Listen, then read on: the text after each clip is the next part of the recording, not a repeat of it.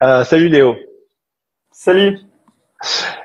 Aujourd'hui, je reçois quelqu'un dans Health Hacker qui a des super pouvoirs. C'est Léo. Et vous ne croyez pas, allez sur son site, donc inspirepotential.com, et vous allez le voir en short, se promener torse nu dans la montagne avec plein de neige, plongé dans des lacs super froids, tranquillement, comme s'il était dans un jacuzzi. Et ce qui est génial, c'est que Léo peut t'apprendre ce super pouvoir, en tout cas t'introduire à ça, parce que nous avons tous ce potentiel dans notre corps. Et donc c'est pour ça que je tenais à l'inviter. C'est vraiment un expert sur ce qui est de l'exposition au froid, la respiration. Il est instructeur de la méthode de Wim Hof et d'Oxygen Advantage. Il va nous parler de tout ça. Bienvenue Léo. Merci beaucoup. Merci. J'aimerais bien qu'on commence par ton parcours. En fait, tu nous expliques. Et en fait, t'es vraiment quelqu'un qui a fait beaucoup de choses dans sa vie. T'es notamment, je crois, ceinture noire en kung-fu. C'est ça. T'étais gymnaste de haut niveau en Italie, c'est ça? C'est ça. C'est ça. J'ai commencé Et- à l'âge de 5 ans, la gymnastique artistique. ah, incroyable. Donc du coup, j'aimerais bien que tu nous expliques comment t'es passé voilà de sportif à haut niveau à expert en respiration et exposition au froid. Ouais, bien sûr. Ça Et a été un pourquoi? long chemin. Ça a été un Oui, long chemin qui s'est fait graduellement et naturellement. Donc moi, j'ai commencé tout jeune et tout petit, à l'âge de 5 ans, avec la gymnastique artistique masculine. Donc voilà, vous la voyez un peu aux Olympiades, aux Jeux ouais, Olympiques, mais c'est pas très connu comme discipline, mais c'est très formatrice. Ça a été une vraie école de vie parce que je m'entraînais tous les jours 3 heures pour plus de 15 ans. Donc j'ai beaucoup d'accord. des heures C'est d'entraînement. énorme. Oui, à l'époque ça me paraît normal, mais aujourd'hui je comprends qu'effectivement c'est vraiment hors ordinaire un entraînement de ce type. Donc je l'ai eu pendant toute ma scolarité.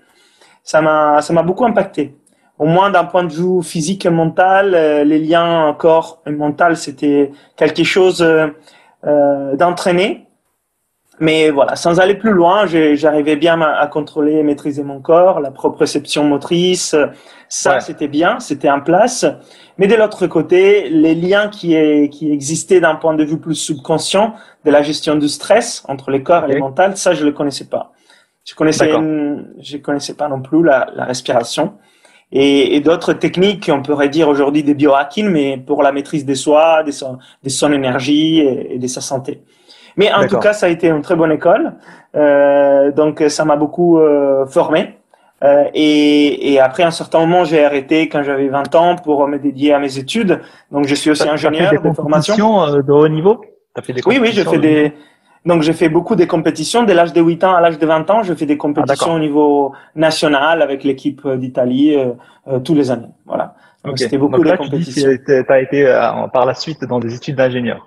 Voilà. Par la suite, je fais des études d'ingénieur. Donc, j'ai des façons temporaires arrêté un peu la gymnastique parce que je me suis dédié au Kung Fu Shaolin en même temps en changeant de ville. Donc, c'est là où j'ai fait 5 ans de Kung Fu Shaolin pour devenir ceinture noire pendant mes études. Mhm. Et ensuite, après, j'ai beaucoup voyagé. J'ai vécu au Danemark 2 ans. J'ai D'accord. vécu en Angleterre 2 ans. Et après, je suis arrivé en France Des en pays plus froids 2015. que l'Italie. C'est ça, des pays plus froids, où j'ai découvert d'autres façons de s'entraîner et d'autres sports aussi. Notamment, je fais du triathlon, je fais du yoga. Et D'accord. c'est par les yoga que j'ai commencé à en voir des travaux sur la méditation et la respiration, qui Mhm. existait déjà en partie dans les Kung Fu, bien sûr. Je l'avais déjà vu. Mais là, c'était avec une approche nouveau, que ça m'a beaucoup parlé. Et ensuite, ça a été un peu par ces biais-là, le yoga, la respiration, la méditation, que j'ai connu la méthode Wim Hof. C'était un ami qui m'a donné un D'accord. livre et ça a commencé à faire sens dans ma vie. Mais bien sûr, je connaissais pas les froids. Et en plus, moi, je suis italien, donc j'ai grandi sous la côte italienne où il fait vraiment pas froid. Je vous garantis, donc j'ai aucun super pouvoir inné, si vous voulez. Ouais. Donc cette exposition au froid, je l'ai travaillé par la suite, hein. Mais donc, Ouais. pour revenir à cette découverte, c'est le livre de Wim Hof, donc L'homme des glaces, de Iceman, que j'ai lu. Ça m'a beaucoup parlé. Ça parlait du lien qu'il y avait entre le corps et le mental. D'accord. Comment on pouvait contrôler des mécanismes dits autonomes en réalité, mais en réalité, la somatisation positive ou négative de nos pensées, ce qui se passe dans notre tête est beaucoup plus direct de ce qu'on pense. Et là, lui, il parlait des, bah voilà, je contrôle cela de façon positive pour m'aider dans la vie de tous les jours et dans mes challenges parce que oui, il me faisait beaucoup de records. Il était un grand sportif. J'ai juste une petite anecdote qui me vient à l'esprit là quand tu parles de maîtrise des choses par exemple qui sont normalement inconscientes. Une fois j'ai parlé d'un truc moi que j'arrive à faire, c'est que moi par exemple je peux déclencher des chairs de poule à la demande, tu vois. Alors Voilà. que c'est normalement un réflexe, tu vois. Et ce qui est marrant, c'est que ce qui est marrant quand j'étais petit, c'est que je croyais que tout le monde pouvait le faire, et c'est pas le cas. Et en fait, c'est ça, enfin, ce que dit Wim Hof en partie. Tu vas nous en parler plus en détail après, mais c'est que on a la possibilité, et il l'a prouvé de plusieurs façons, que d'avoir une influence sur ces mécanismes en fait qui sont inconscients. C'est ça. Voilà, inconscient, autonome. Donc, tu es déjà sur la bonne voie. Après, tu apprendras donc à contrôler la température de ton corps, le système nerveux autonome, etc., etc. Donc oui, mais effectivement, parler de ça par rapport à la température du corps, parce qu'il s'exposait dans l'eau gelée, dans la glace, il faisait des records avec le froid. Donc, tout l'intérêt de pouvoir contrôler sa température du corps à volonté pour ne pas se refroidir, mais pas que. En réalité, il y avait d'autres choses, notamment les systèmes immunitaires. Et donc ça, c'était encore plus extraordinaire parce que personne n'avait, c'est vraiment profond dans la physiologie du corps. Donc personne n'avait jamais vraiment parlé de cela dans ces termes. Donc Wim parlait de ça. Il avait fait même des études scientifiques sur ces sujets où il avait montré qu'il était capable, effectivement, d'échanger la réponse de son système immunitaire par des techniques. Et ces techniques, c'était la respiration Wim Hof, l'exposition au froid, certaines techniques des postures mentales, des renforcements mentaux. Donc ça avant d'aller, excuse-moi, avant d'aller plus loin sur la technique, par exemple sur la méthode Wim Hof, ainsi de suite, j'aimerais bien qu'on revienne un peu en arrière sur un point en fait que les gens auquel les gens ne pensent pas forcément parce que voilà, quand on est monsieur, madame, tout le monde, on réfléchit pas à la respiration. En fait, même toi qui étais sportif de haut niveau, tu disais tu t'as fait de la gymnastique à haut niveau, mais tu prenais pas forcément en compte comme ce truc banal que tout le monde fait en permanence comme un facteur qui pourrait influencer ta performance, ton bien-être, ainsi de suite. Enfin, j'aimerais bien que tu parles de ce point et pourquoi les gens l'ignorent et aussi les misconceptions, comment on appelle ça, les fausses idées qu'on a sur la respiration. Ouais. Ah ben, bien sûr, la respiration, c'est peut-être, moi je dirais même, les premiers outils qu'on a pour gérer notre état physiologique et mental. Donc notre premier outil de biohacking, si on veut, les plus anciens, et c'est avec nous tout le temps. Et pourtant, les constats aujourd'hui faits par les scientifiques, mais aussi les experts de respiration, c'est que tout le monde respire mal. Et ça, c'est parce que notre style de vie est de plus en plus éloigné de la nature, là où notre corps s'est plasmé dans le temps. Et donc, effectivement, on respire mal, on bouge peu, on connaît mal aussi la respiration dans ses principes. Et donc, même les sportifs de très haut niveau, ils savent pas forcément très bien respirer. Et c'était mon cas. Moi, j'ai respiré très mal. Mais pourtant, j'avais une bonne capacité physique. Comment quelqu'un peut faire ce constat? On peut le faire soi-même, par exemple, comment faire son autodiagnostic, on va dire. C'est-à-dire, est-ce qu'on respire bien ou mal? Ben justement, ça, on le voit dans l'Oxygen Advantage. C'est un programme de respiration qui dérive de Buteyko. Donc moi, je suis un sauteur expérimenté en France et en Italie. Et j'échange avec Patrick, qui voilà, l'élève des Buteyko, donc c'est le fondateur. On échange et là, il y a des outils clés pour voir un peu si notre respiration est bonne ou pas bonne. Par exemple, observer si on respire par le nez ou par la bouche, voir comment on respire quand on fait du sport, voir si pendant la nuit, il y a de l'apnée du sommeil ou du ronflement, compter nos respirations par la minute, voir les temps d'apnée, voir la régularité de nos soupirs, etc., etc. Donc effectivement, il y a beaucoup des petites analyses qu'on peut faire qui sont simples et sont faites dans le cadre des cours Oxygen Advantage. Donc, si une personne est intéressée à ça, moi, je ne peux que conseiller de s'y mettre à ces programmes de respiration parce qu'il est précis, il est pas très grand et on arrive vraiment à s'en sortir dans l'espace de quelques cours. Et on a des clés essentielles pour optimiser la respiration dans la vie de tous les jours, qui est fondamentale, mais aussi dans nos activités. Donc, pour le corps, pour le sport, mais aussi pour les mentales, pour la concentration, parce que c'est pas voilà, beaucoup des gens entre nous utilisent beaucoup leur intellect pendant la journée. Et donc, si notre respiration est bonne, on pense mieux aussi. D'accord. Comment tu fais le lien, je veux dire, pour que les gens comprennent le lien, on va dire, entre justement cette respiration, on va dire, si tu l'améliores, et ta santé derrière. Alors, Comment ça va? ouais, c'est une très bonne question et en même temps, c'est pas une réponse courte que je peux vous De donner. manière Mais de manière de schématique, bien sûr. manière générale, hein, bien sûr, Ouais, la schématique. respiration affecte notre physiologie des organes internes, donc les fonctionnements de nos organes internes, par les biais du système nerveux autonome, qui à Mhm. son tour régule les fonctionnements des organes dans la vie de tous les jours. Alors lui, le système nerveux autonome est divisé en sympathique et parasympathique, une branche d'activation et une branche d'arrêt pour régénération. Et nos organes internes, comme les cœurs, les poumons, les foies, les systèmes hormonaux endocriniens, la salivation, le système immunitaire, etc. Bon, il y a plein de choses qui sont impactées par ces systèmes nerveux autonomes. Ouais. Et si nous, donc, fonctionnons de façon optimale, équilibrée, c'est bien. Si on est déséquilibré, on a des mécanismes de compensation qui sont mis en place dans un premier temps. Dans un deuxième Mhm. temps, on parle des maladies. Et si notre respiration n'est pas bonne, elle pourrait, comment dire, au moins être neutre, donc ne pas nous aider, ou même être une source de Aussi. déséquilibre. Ouais. Mais donc ça peut être négatif en soi si on respire mal. Mais si Ouais. on respire bien, au contraire, c'est un outil pour retrouver l'équilibre et donc rééquilibrer ce système nerveux autonome et retrouver de la santé. Hmm. Donc ça, c'est une Un première des, chose. un des exemples que je pense que les gens, que beaucoup de gens connaissent, c'est vraiment l'apnée du sommeil, quoi, parce que c'est quelque chose qui démultiplie énormément des facteurs de risque cardiovasculaire, par exemple. Donc c'est un cas Absolument. concret. Voilà, le Ah fait là, c'est un cas concret. de C'est un cas pas bien concret. respirer la nuit, ça a un impact incroyable sur le cœur, par exemple.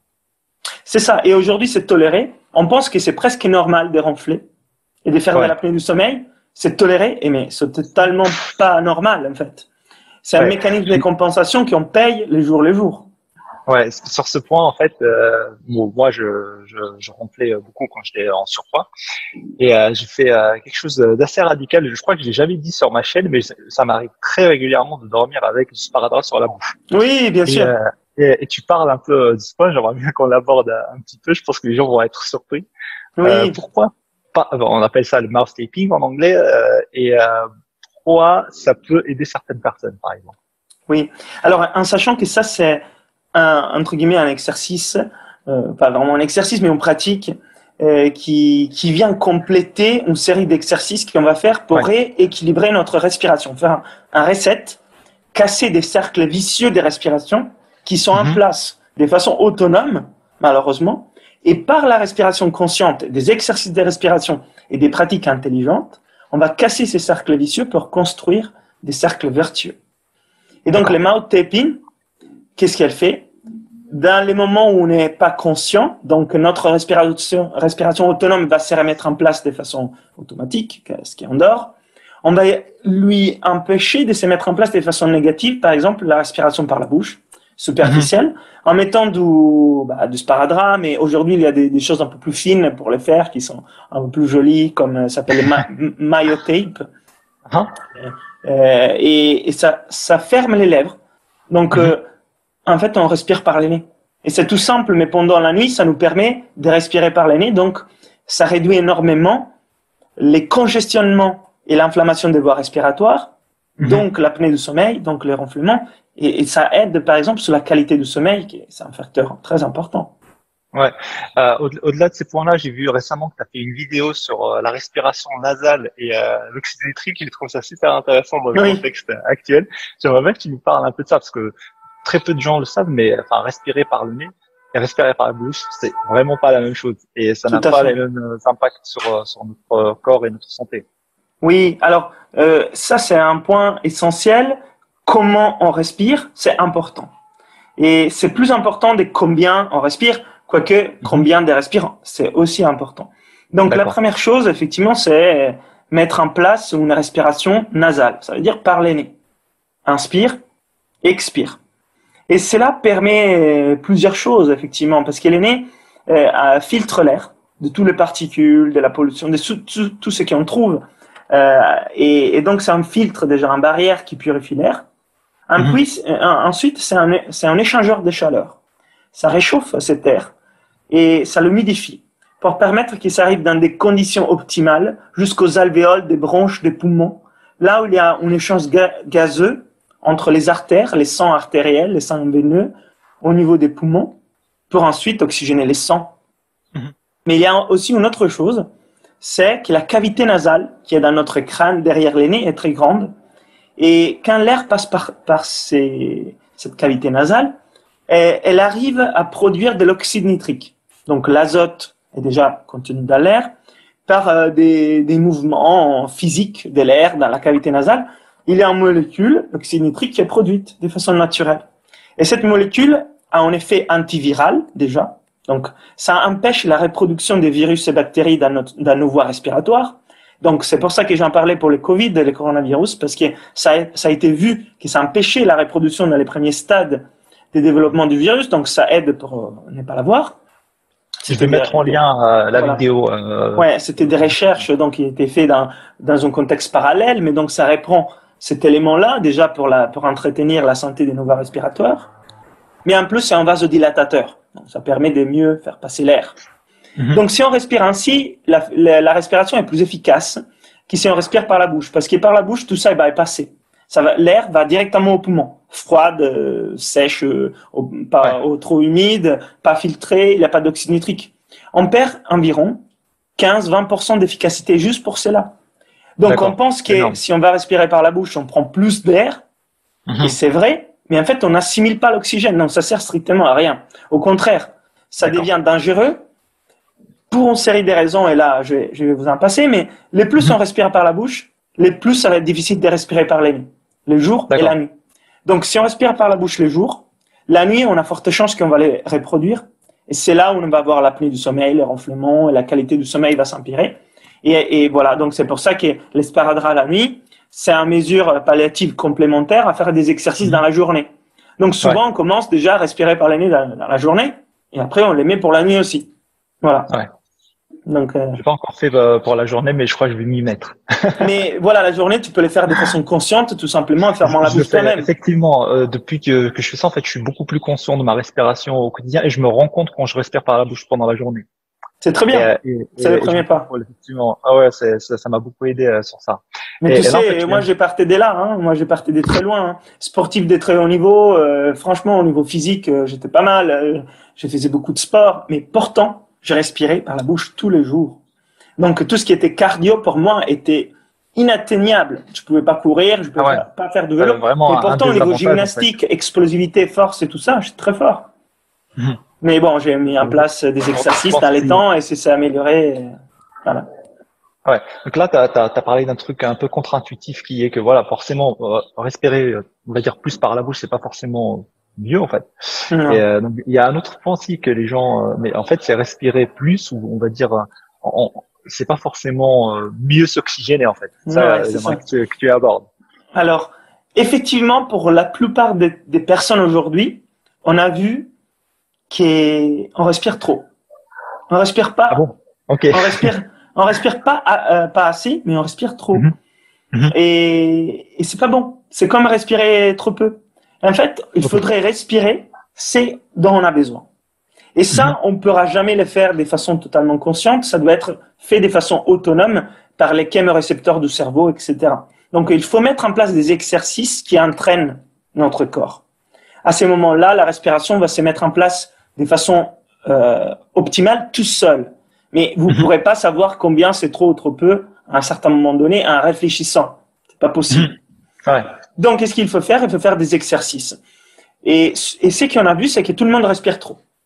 Et en respirant trop, il y a un effet secondaire, c'est qu'il y a une hyperventilation pas contrôlée, ça veut dire qu'on brasse trop d'air, donc on fait tourner les moteurs trop rapidement sans produire un effet réel, donc les cœurs augmentent, la pression artérielle augmente, et un gaz très important que c'est le dioxyde de carbone, le CO2, réduit sa concentration dans les sangs, et donc en fait, l'oxygène ne peut pas être assimilé de façon si efficace que s'il est présent, ce gaz. En fait, il il est à la fois un déchet, parce que c'est un résultat de la respiration cellulaire, mais en même temps, en certaines quantités, est nécessaire. Et ça, c'est parce que le corps a évolué de cette façon dans le temps, dans l'histoire, le corps humain. Et même avant les corps humains, donc c'est vraiment de toute l'évolution. Donc, une partie est importante de l'avoir. Si on réduit trop cette concentration, l'oxygène, qui est dans l'hémoglobine, les globules rouges, etc., ne sort pas de là et reste là, donc les cellules peuvent pas l'utiliser. Donc c'est dommage parce que on a l'oxygène dans les sangs, mais on peut pas l'utiliser. Donc ça sert à rien. Ça, c'est une bonne illustration en fait du fait que, on va dire, la pensée binaire s'applique pas trop à la biologie parce que voilà, on se dit comment on appelle ça, c'est l'oxyde, enfin le CO2, c'est un déchet, mais en fait c'est pas qu'un déchet, c'est un cofacteur pour l'absorption de l'oxygène et de la respiration. Et pareil pour l'oxyde nitrique, t'as des personnes qui vont te dire c'est un pro-oxydant, c'est pas bon pour toi, mais en fait non, si t'en as besoin pour ta respiration, pour ton système artériel aussi. Donc cette réflexion binaire s'applique pas trop et il faut être humble face à la biologie, se dire voilà. C'est exactement ça. Mais ce que tu dis, c'est super important. La pensée binaire ou d'exclusivité, donc du O, ne s'applique pas à la respiration. Ça, c'est vraiment, c'est bien dit. Je vais me la noter comme phrase parce que je le dis tout le temps, parce que j'ai beaucoup de questions. Moi, je suis pratiquant donc de l'Oxygen Advantage, qui est une respiration que certains appellent minimaliste. On réduit notre respiration, on la rend petite, etc. Et je pratique aussi la méthode Wim Hof, que c'est une technique de respiration où on va, au contraire, augmenter le volume de la respiration pour avoir des respirations complètes et profondes. Donc, c'est une hyperventilation contrôlée. Donc, à l'apparence antithétique, mais en réalité, c'est totalement complémentaire parce qu'en fait, il faut avoir les deux dans la respiration. Il faut être capable de moduler notre respiration dans la vie de tous les jours entre beaucoup et peu, vite, rapide, nez, bouche, apnée, respiration connectée, respiration consciente, respiration autonome, et j'en passe. Et pour ceux qui sont intéressés, j'ai fait un masterclass de respiration exactement sur ces sujets. La respiration comme voie de biohacking, 3 heures de cours, un e-book qui va avec 25 techniques de respiration pour comprendre qu'il n'y a pas une technique de respiration qui est bonne, qu'il n'y a pas une façon de respiration qui est bonne, mais que ça dépend de ceux qui en cherchent et des moments de la journée et de ceux qui en fait. Et dès qu'on comprend ça, un état constant en fait. Ben voilà. Et dès qu'on comprend ça, on sait comment il faut respirer à ces moments-là pour cette chose-là. Mais il n'y a pas une chose qui est bonne, une chose qui n'est pas bonne. Ça c'est important.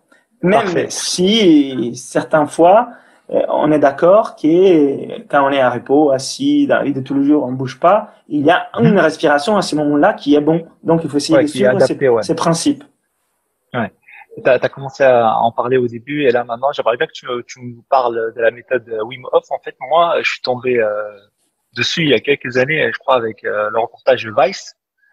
Mais j'en croyais pas mes yeux, quoi. J'étais là, mais c'est pas possible quand même. Un mec qui grimpe l'Himalaya en short, qui fait des records incroyables.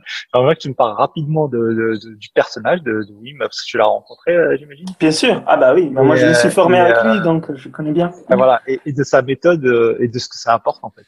Brièvement. Bien sûr. Donc moi, j'ai rencontré Wim en 2016. Une fois que j'avais fait ces cours en ligne, j'étais parmi les premiers Européens à me former à cette méthode pour devenir instructeur. Donc j'étais parmi les premiers instructeurs en France et en Italie, parce que moi je fais des cours en France et en Italie. Et Wim est très accessible, une bonne personne, très charmante, avec beaucoup de force, qui partage ses clés, ses méthodes de façon pas pédagogique, mais charismatique.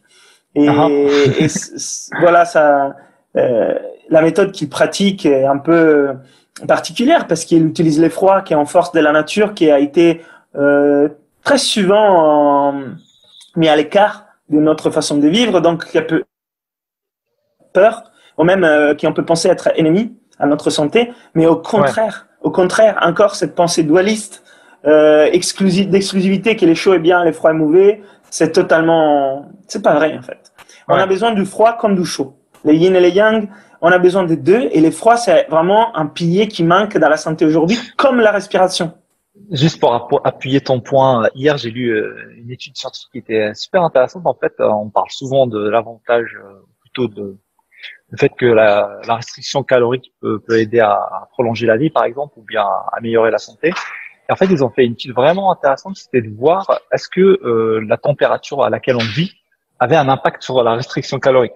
Et ce qu'ils ont trouvé, c'est que en fait, c'était bien sûr sur des souris, mais en fait, les souris qui vivent à une température, je sais plus comment on appelle ça, mais en gros, à température où ton corps n'a plus besoin de se réchauffer. C'était autour des 30 degrés.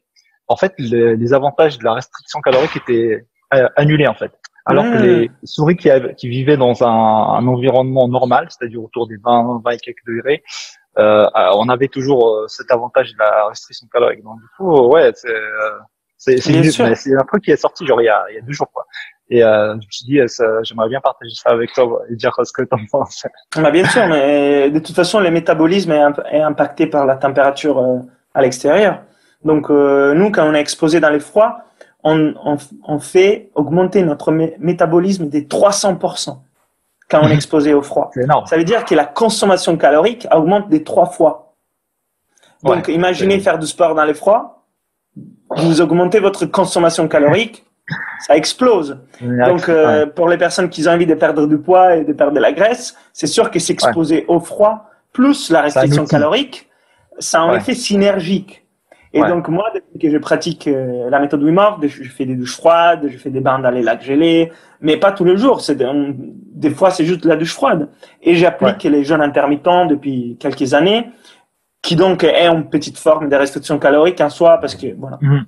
Et tu peux en parler dans d'autres occasions de ça. Moi, je vois que c'est très simple pour moi d'être beaucoup plus défini, donc je moins de graisse, plus de muscles, et c'est normal parce que je consomme beaucoup et ça fait du bien, quoi.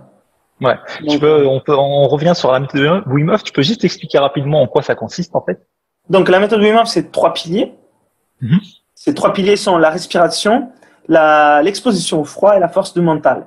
Et donc, c'est la méthode que Wim a mis en place dans sa vie pour faire face à des difficultés très grandes, qui étaient des difficultés émotionnelles et psychologiques, parce que sa femme s'est suicidée et il l'a laissé avec 4 enfants, au moment où il perdait son travail aussi. Et il avait mis en place des exercices de ce type pour se retrouver, se soigner au niveau émotionnel traumatique. C'est pour cela qu'il a continué. Mais après, il a vu que ça lui faisait du bien aussi au niveau physique et au niveau de sa santé générale. Donc, il a juste continué. Donc, c'est des pratiques qui sont simples, mais efficaces, comme l'exposition au froid, la respiration, la méditation, les mouvements, les yogas. Ça reprend des principes qui sont millénaires, qu'on retrouve dans les yogas aussi. Et donc, elle a rendu cela accessible par la méthode Wim Hof. Donc, il y a des instructeurs aujourd'hui et il y a des techniques qu'on peut pratiquer pour revivre ces mêmes bienfaits au niveau physique, mental, émotionnel, etc. Et donc, moi, je suis instructeur depuis 2017. Donc, depuis 7 ans, la méthode Wim Hof a connu une expansion. Et elle est plus connue qu'avant parce qu'à l'époque, quand je parlais de ça, personne ne connaissait. Donc, je parlais du yoga du froid. Et aujourd'hui, je peux parler de la méthode Wim Hof, c'est connu. Et il y a de plus en plus de personnes qui pratiquent parce qu'il y a des bienfaits. Les gens témoignent de leurs bienfaits. Et on veut pas dire, voilà, les bienfaits, c'est ça. En fait, c'est les gens qui disent, mais voilà les bienfaits que j'ai eus. Et après, il y a les études scientifiques qui expliquent pourquoi. Pourquoi les froids, c'est bien pour la santé, pourquoi la respiration est importante, pourquoi la mindfulness, la méditation et la force du mental sont importantes. Et en fait, la méthode Wim Hof a réintroduit 2 piliers manquants dans la santé aujourd'hui, qui sont la respiration et le froid, ou l'exposition aux forces de la nature. Donc, c'est vraiment super. Ouais, et il y a un truc que j'aime bien appliquer en général quand je vois ce genre de choses, comme la méthode Wim Hof. En fait, au premier abord, quand on présente ce genre de méthode aux gens, ils vont dire ouais, c'est des fous, pourquoi ils font ça, enfin, tu vois ce que je veux dire. Et mais en fait, quand tu mets ça dans la perspective du temps, tu te dis ok, mais en fait, la normalité, c'est si tu mets ça sur une perspective de temps longue, on n'avait pas le chauffage centralisé il y a. Ah oui, on est d'accord. Donc du coup, automatiquement, si tu vis en Europe, tu étais exposé au froid. Même en Méditerranée, moi je suis d'origine algérienne, même là-bas en hiver il fait très froid. Donc du coup, c'est ça, on va dire, ça te redonne une autre vision de la normalité. Tu te dis aujourd'hui c'est normal d'être dans un endroit tout le temps tempéré, mais en fait ça, ton corps il a pas évolué dans ce système. Et donc du coup, ouais, j'aimerais un peu que tu nous parles un peu de ça, on va dire du fait qu'on vive en fait dans un environnement qui est peut-être pas adapté à notre physiologie. Oui, c'est ça. En fait, le corps humain, il a évolué dans beaucoup d'années par rapport à l'évolution industrielle et de la civilisation moderne. Donc, en fait, les dernières 100, 200 années, c'est quelques secondes par rapport à l'histoire de l'homme, si Ouais, on les replace dans la journée, et on a changé drastiquement notre style de vie. Donc, on vit beaucoup à l'intérieur aujourd'hui, avec un style de vie qui est très sédentaire, avec une alimentation très transformée. C'était pas du tout le cas avant. Donc tout ça suit, ça veut dire notre respiration a changé, notre posture a changé, notre façon de bouger a changé, notre physiologie donc répond comme il peut, par exemple au stress qui augmente, qui devient chronique, et donc on développe des maladies qui n'existaient pas avant. C'est les maladies de la société moderne qui sont ouais. liées aux excès de confort, aux excès des calories, aux excès des nourritures, etc. Ce Donc, qui vient à l'esprit des gens en majorité, c'est juste la bouffe, la malbouffe ou justement l'excès de calories. ouais, Alors ça c'est l'exemple le on plus oublie tous évident. ces côtés que tu viens de citer. Ouais. Mais déjà, voilà, c'est pour donner le parallèle, c'est manger mal de la nourriture industrielle qui est trop Ouais. calorique par Mais il n'y a rapport pas à que nos ça en besoins. fait. Mais il n'y a pas que ça. Ça, Hmm. c'est c'est un élément qui est important. Mais rassurez-vous, il n'y a pas que ça. Vous pouvez faire plus pour votre santé. Et Hmm. en même temps, si vous pensez, vous mangez combien de nourriture par la journée, peut-être c'est quelques kilos, vous buvez quelques litres d'eau, vous respirez 15 kilos d'air par la journée. Donc déjà, on comprend l'effet des proportions. En fait, on Ouais. respire plus de ce qu'on mange, on boit. Donc si on pense à bien manger, à bien boire et s'hydrater, il faut penser à bien respirer. Mais il n'y a pas que ça, il y a aussi l'exposition à l'environnement. Ouais. Et on ne peut pas s'en couper. Parce qu'après, on est juste, on perd la capacité du corps à s'adapter aux choses et on devient de plus en plus faible et dépendant de plein de choses. Donc oui, mais on a mis en place un peu ça parce que la connexion à la nature par le froid, c'est quelque Mhm. chose qui demande au corps de réapprendre à s'adapter et remettre en place sa capacité adaptative et sa flexibilité par la loi de l'Hormèse, voilà, par l'effet qu'il y a certains éléments qui nous font sortir de notre zone de confort, mais qui finalement nous renforcent Mhm. physiquement et mentalement. Et l'exercice avec les froids, c'est excellent parce que c'est des forces de la nature qui sont là, ne bougent pas par rapport à nous. C'est nous qui nous devons apprendre à travailler avec. Et en plus, Ouais. il y a tout un série de bienfaits sur la santé. Donc, on apprend à réactiver les corps et sa capacité adaptative qui est énorme. Et en plus, en faisant ainsi, ça nous fait du bien. Ça nous fait du bien. Par exemple, tu peux donner des exemples sur Mais pour comment le froid améliore la santé? par exemple, ça réduit l'inflammation. Aujourd'hui, on a Mhm. beaucoup de maladies auto-immunes où le Ouais. corps, juste, il y a trop d'inflammation dans le corps, les douleurs, etc. Ça améliore la circulation, les systèmes cardiovasculaires. La première cause des mortalités dans le monde aujourd'hui. Le fait en plus qu'on est sédentaire, on mange mal, ça n'aide pas. Donc Ouais. le froid, ça travaille sur ça.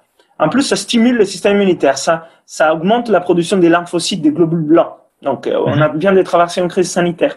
Donc c'est vraiment Ouais. pertinent, je veux dire. C'est un conseil C'est concret qui peut aider pas mal de monde.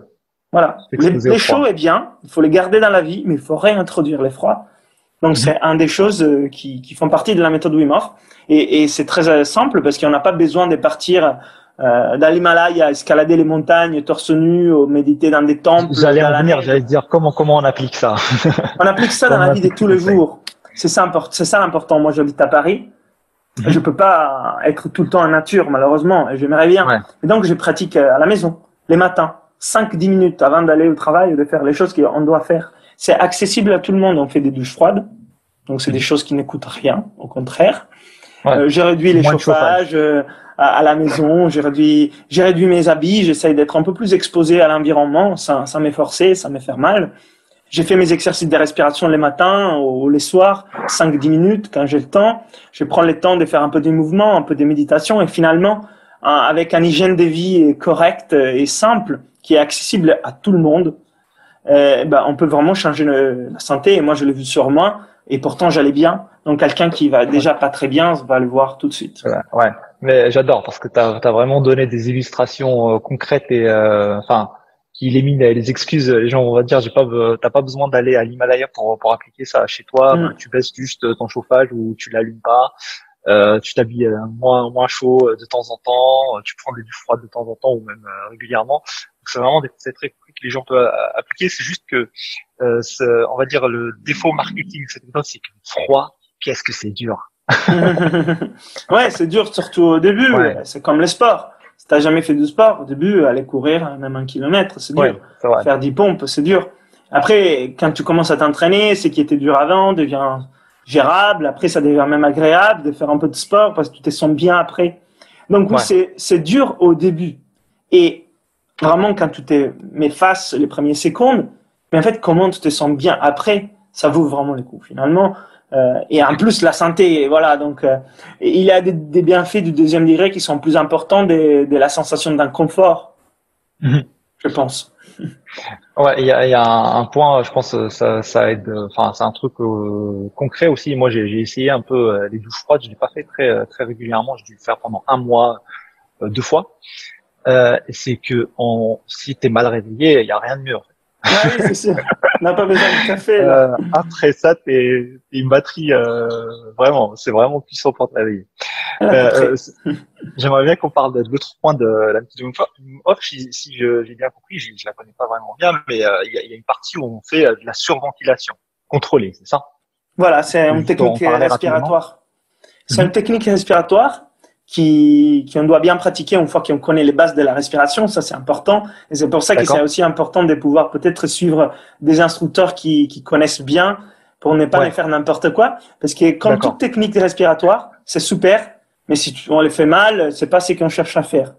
Dans la séquence, du coup, tu conseillerais plutôt à quelqu'un de faire plutôt Oxygen Advantage d'abord, ensuite la méthode de Wim Hof ou Non, c'est pas nécessaire, mais il faut les faire avec un instructeur qui s'y connaît en respiration. Qui s'y connaît pour te donner les bases de la respiration. C'est important, surtout si on veut pratiquer sur les longs termes, si on veut faire une expérience de temps en temps, voilà. Mais comme c'est important en régularité dans la pratique, il faut bien connaître la technique et bien la mettre en place pour éviter toutes les erreurs dont on parlait avant sur la respiration. Et cette technique de respiration Wim Hof est une technique qui est très complète, simple, accessible, mais pas banale. Et il a la respiration, la partie respiratoire qui est une espèce d'hyperventilation, mais contrôlée. Ça veut dire qu'on ne perd jamais les contrôles. On augmente la ventilation en faisant des respirations qui sont plus profondes et plus complètes.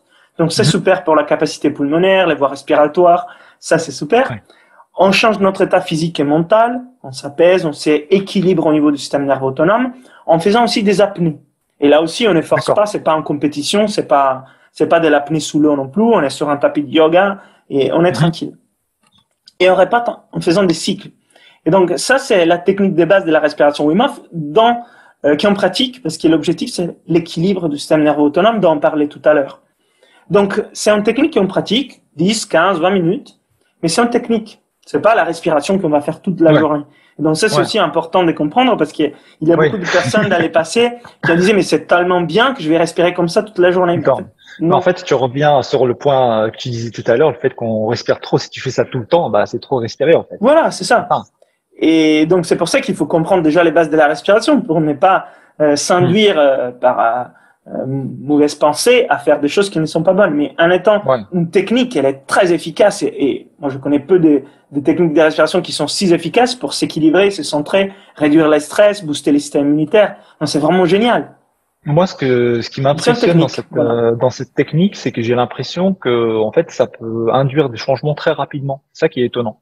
Oui, tout à fait. La respiration peut le faire dans l'espace de quelques secondes. Ouais, parce que par exemple, tu penses à, je sais pas moi, à renforcement musculaire, c'est un truc qui prend beaucoup de temps pour construire du muscle. Faut y aller quoi. Mais là, c'est un truc vraiment rapide qui peut instantanément. On parle en termes des secondes. La physiologie quoi. Ouais. Oui, en termes des secondes. La respiration impacte notre physiologie, notre tête, notre cerveau dans quelques secondes. Mais après, bien sûr, c'est un entraînement aussi au quotidien avec la respiration parce que c'est pas on l'a fait une fois et c'est bon pour la vie. Ouais, bien sûr. Donc il y a quand même un entraînement à suivre. Ouais. Ok, bah c'est génial. Enfin, je pense que ça va sûrement intéresser les gens. J'espère que vous allez aller rencontrer Léo dans ces différentes formations. Il y a des points que tu aimerais ajouter, Léo, sur ces différents sujets?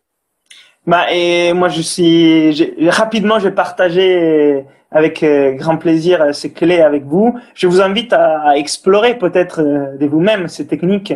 On a parlé donc de la méthode Wim Hof, de l'Oxygen Advantage, mais il y a aussi le biohacking derrière, la respiration. Donc, bien sûr, si tu veux leur donner mon site, Inspire Potential, ils peuvent Ouais, bien sûr, je vais les mettre en lien sur YouTube, sur l'épisode. Voilà, il y a des vidéos, des articles, mais même des stages, des cours pour apprendre Tu ces partages techniques des et les trucs super utiliser. intéressants sur Instagram, sur YouTube. C'est vraiment, moi, j'ai regardé pas mal de tes vidéos qui sont vraiment super intéressantes. Voilà, et c'est rappeler que c'est toujours une approche complète hein, et holistique qu'il faut avoir, Ouais. et donc de l'intégrer avec plein d'autres choses, Faut c'est bien. pas avoir une vision réductrice même de ce sujet. Ouais, faut l'intégrer au reste. C'est ça. Voilà. Ok. Merci beaucoup, Léo. Mais avec C'était plaisir. vraiment une conversation top. J'ai beaucoup appris. Mais c'est bien. J'espère que ça va intéresser les gens. Et si c'est le cas, bah, laissez-nous un petit like hein, ou une revue sur iTunes. Et à très bientôt.